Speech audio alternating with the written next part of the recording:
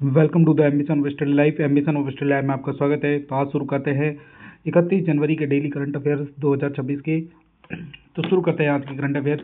तो कल का जो क्वेश्चन था वो था 28 जनवरी 2026 को लाला लाजपत राय की कौन सी जयंती मनाई गई? 161, 158, 147 या 163?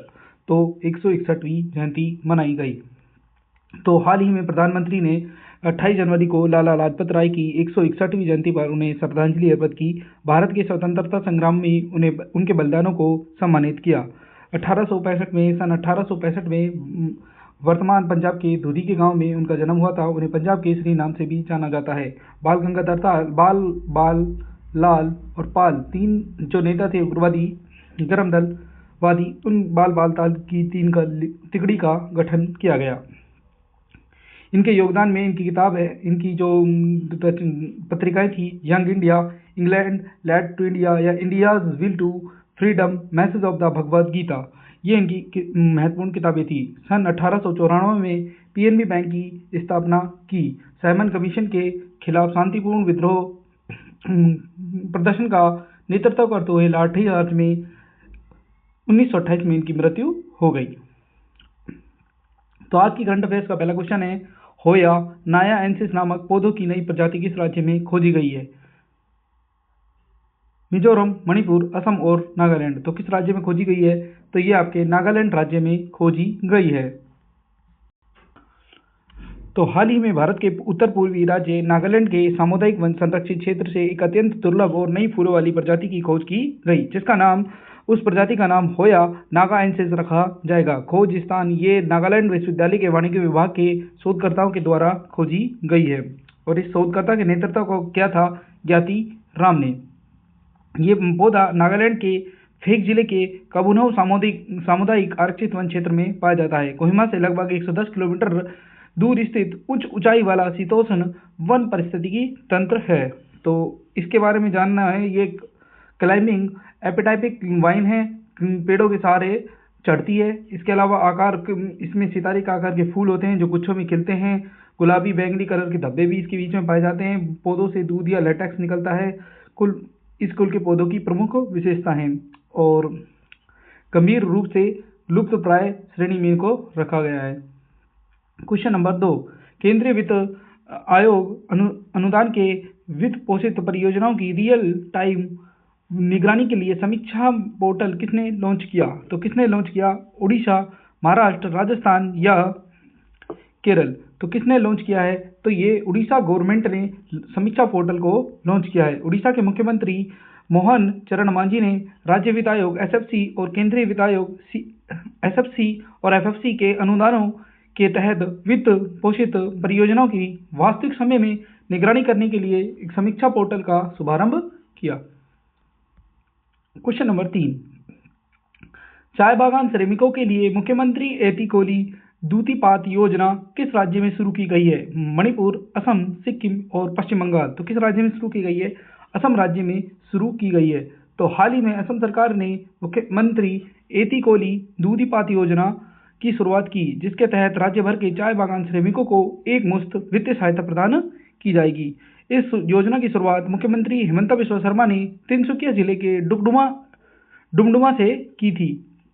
तो इस पहल को राज्य जनजाति और स्वदेशी समुदाय के प्रति सम्मान के रूप में बताया है और उन्होंने बताया कि 6 लाख से अधिक चाय बागान श्रमिकों को 5,000 रुपये की एक मुफ्त सहायता प्रदान की जाएगी।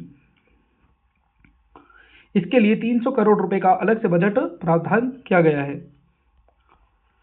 Question number 4, Rudra arm helicopter उड़ाने के लिए क्वालिफाइड होने वाली भारतीय सेना की पहली महिला अधिकारी कौन बन गई है? निशा वर्मा, शिवानी झा, हंसजा शर्मा और सिमरन बाला। तो हंसजा शर्मा बन गई हैं।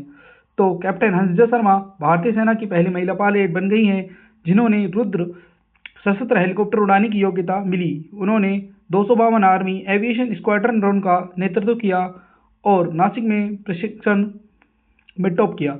सिल्वर जीता ट्रॉफी पाने वाली पहली महिला अधिकारी है। रुद्र एचएल द्वारा निर्मित स्वदेशी सशस्त्र हेलीकॉप्टर है। क्वेश्चन नंबर 5, जनवरी 2026 में पूरे देश में वीओ वाईफाई सेवा किस कंपनी ने शुरू की? जियो, एयरटेल, एमटीएनएल और बीएसएनएल। तो जियो और एयरटेल की तो सुविधा वीओ वाईफाई की पहले ही है। अब वॉइस वाईफाई की जो शुरुआत है वो बीएसएनएल ने जनवरी 2026 से कर दी है। तो बीएसएनएल ने जनवरी 2026 में वॉइस ओवर वाईफाई सेवा शुरू की है। ये मोबाइल नेटवर्क उपलब्ध न होने पर भी वाईफाई नेटवर्क के माध्यम से एचडी कॉल करने में सुविधा प्रदान करेगी। क्वेश्चन नंबर 6, पुरुष हॉकी इंडिया लीग 2026 का खिताब किसने जीता है? Kalinga lancers, Ranchi Royals, Delhi dragons और हैदराबाद तूफान। तो हाल ही में पुरुष हॉकी इंडिया लीग 2026 जो भुवनेश्वर के कलिंगा स्टेडियम में आयोजित की गई, इसे कलिंगा लांसर्स ने रांची रॉयल्स को हराकर जीत लिया है। और तीसरे स्थान पर कौन रहा? हैदराबाद तूफान। तो भुवनेश्वर के कलिंगा हॉकी स्टेडियम में खेले गए फाइनल में कलिंगा लांसर्स ने सोमवार को रोमांचक फाइनल मुकाबले में रांची रॉयल्स को निर्धारित समय में 3-2 से हराकर पुरुष हॉकी इंडिया लीग 2025-26 का खिताब अपने नाम किया।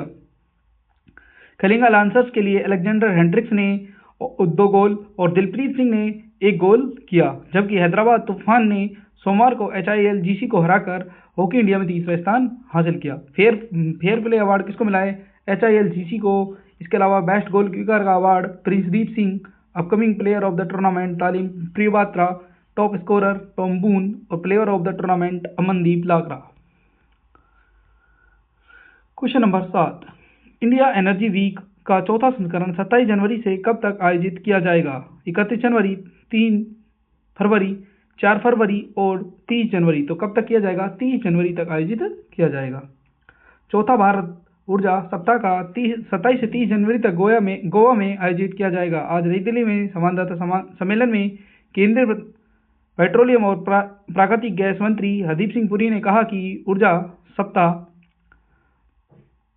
सुरक्षा, आर्थिक विकास और स्थिरता के लिए भारत की प्रतिबद्धता को दर्शाता है। उन्होंने कहा कि 4 दिन का यह आयोजन भारत को एक वैश्विक ऊर्जा केंद्र के रूप में स्थापित करेगा। प्रदर्शनी में 11 जोन होंगे और जिनमें परमाणु ऊर्जा और सतत विमानन केंद्र पर नए खंड शामिल होंगे। नवाचार क्षेत्र में अभिनया और हैकाथन चैलेंज जैसी पहले शुरू की जाएगी। क्वेश्चन नंबर 8, हरियाणा को जल शक्ति में आत्मनिर्भर बनाने के लिए जल संरक्षित हरियाणा प्रोजेक्ट के लिए वर्ल्ड बैंक ने कितनी वित्तीय सहायता मंजूर की है?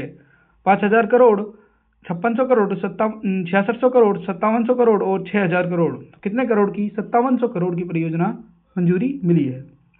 तो विश्व बैंक ने जल संरक्षित हरियाणा परियोजना के तहत हरियाणा के 5700 करोड़ की तकनीकी और वित्तीय सहायता को मंजूरी दे दी है, जो राज्य की जल सुरक्षा और सिंचाई बुनियादी ढांचे को मजबूत करने की दिशा में एक महत्वपूर्ण कदम है। मुख्यमंत्री नायब सिंह सैनी का फंड 2026 और 2032 के बीच में जारी किया जाएगा। मुख्य रूप से हरियाणा के व्यापक नहर नेटवर्क को उन्नत करने के लिए तैनात किया जाएगा। राज्य की 1570 नहरों में से 892 को पिछले 2 दशकों में ही पुनः स्थापित किया जा चुका है, जबकि 678 को अगले 5 वर्षों में पूरा करने का लक्ष्य रखा है। क्वेश्चन नंबर 9, पीएम मत्स्य संपदा योजना के तहत स्मार्ट एकीकृत मत्स्य बंदरगाह कहाँ बनाया जा रहा है? मायाबंदर, पारादीप, मंगलोर और कांडला। तो अंडमान निकोबार का क्षेत्र मायाबंदर बंदरगाह पर हम एक एकीकृत मत्स्य बंदरगाह बना रहे हैं। तो अंडमान निकोबार द्वीप समूह के मायाबंदर में 200 करोड़ रुपए की लागत से एक स्मार्ट और एकीकृत मत्स्य बंदरगाह के विकास को मंजूरी मिल गई है। ये 100% केंद्रीय सहायता से वित्त पोषित योजना है, जो 430 से अधिक मछली पकड़ने वाली नौकाओं के लिए उन्नत सुविधाएं प्रदान करेगी। इसके अलावा FAO के सहयोग से गुजरात के जाखो और दीव के वन कबाराको में भी स्मार्ट मत्स्य केंद्र स्थापित किए जा रहे हैं। क्वेश्चन नंबर 10, जलज आजीविका केंद्र किसकी संयुक्त पहल है? नीति आयोग और विश्व बैंक, नमामि गंगे मिशन, भारतीय वन्यजीव संस्थान, जल शक्ति मंत्रालय और UNDP, CPCB और यूनेस्को। तो नमामि गंगे मिशन और भारतीय वन्यजीव संस्थान की एक पहल है।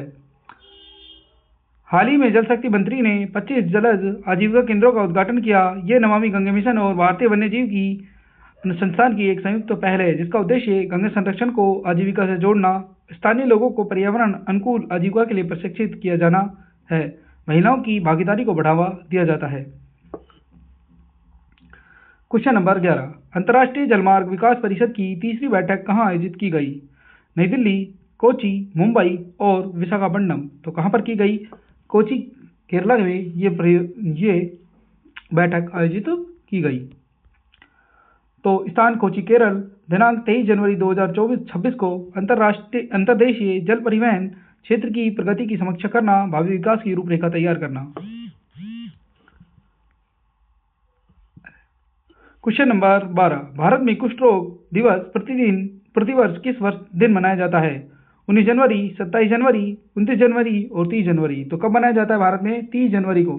महात्मा गांधी की पुण्यतिथि के दिन ही भारत में कुष्ठ रोग दिवस मनाया जाता है, जबकि पूरे विश्व में कुष्ठ रोग जनवरी के अंतिम रविवार को मनाया जाता है। इस वर्ष 25 जनवरी 2026 को ये दिवस मनाया गया। क्वेश्चन नंबर 13, EMRS श्रेणी में आदर्श युवा ग्राम सभा पुरस्कार किस विद्यालय को मिला है? EMRS Ranchi Jharkhand, EMRS कोसबगुड़ा Chhattisgarh, EMRS Bastar Chhattisgarh, EMRS Malkangiri Orissa. तो EMRS कोसबगुड़ा छत्तीसगढ़। पंचायती राज राज्य मंत्री SP बघेल ने जमीनी स्तर की लोकतांत्रिक प्रक्रियाओं से छात्रों को जोड़कर भविष्य के नेताओं को पोषित करने के उद्देश्य से नई दिल्ली के भारत मंडपम में राष्ट्रीय आदर्श युवा ग्राम पुरस्कार प्रदान किए, जिसमें से JNV ऊना हिमाचल प्रदेश ने JNV श्रेणी में शीर्ष पुरस्कार जीता, यानी कि नवोदय श्रेणी में जो पुरस्कार है वो JNV ऊना ने जीता है, जबकि EMRS श्रेणी में कोसमुंडा छत्तीसगढ़ ने ये पुरस्कार जीता। इसमें इन्हें 1-1 करोड़ रुपए प्रदान किए जाएंगे। क्वेश्चन नंबर 14, उड़ीसा के किस अभयारण्य को हाल ही में माओवादी मुक्त घोषित किया गया है? सिमलीपाल, देवरीगढ़, सुनावेड़ा और Bhitarkanika. Sunabeda wild life sanctuary वाला जो एरिया है उड़ीसा का, उसे माओवादी मुक्त घोषित कर दिया गया है। तो उड़ीसा के नुआपाड़ा जिले में स्थित सुनावेड़ा वन्यजीव अभयारण्य को हाल ही में आधिकारिक तौर पर माओवादी मुक्त घोषित कर दिया गया है। इस अभयारण्य में 70% से अधिक तेंदुए पाए जाते हैं। क्वेश्चन नंबर 15, किस शहर में स्माइल इंटरनेशनल फिल्म फेस्टिवल का 12वां संस्करण आयोजित किया गया है? नई दिल्ली, कोलकाता, चेन्नई या जयपुर। कहाँ पर किया गया है? नई दिल्ली में आयोजित किया गया है। तो smile international film festival of children and youth का 12वां संस्करण नई दिल्ली में शुरू हुआ। ये 7 दिवसीय उत्सव स्माइल फाउंडेशन दिव्यांगजन सशक्तिकरण विभाग के सहयोग से आयोजित किया जा रहा है। और आज का क्वेश्चन है, 28 जनवरी 2026 को भारतीय सेना के पहले commander in chief field marshal KM Cariappa की कौन सी जयंती मनाई गई? 141, 178, 131 या 127? इसका आंसर आप हमें कमेंट बॉक्स में करेंगे। ये थी आज की करंट अफेयर्स। आई होप आपको अच्छी लगी होगी। तब तक चैनल को लाइक करें, सब्सक्राइब करें, शेयर करें। मिलते हैं नेक्स्ट वीडियो में। धन्यवाद।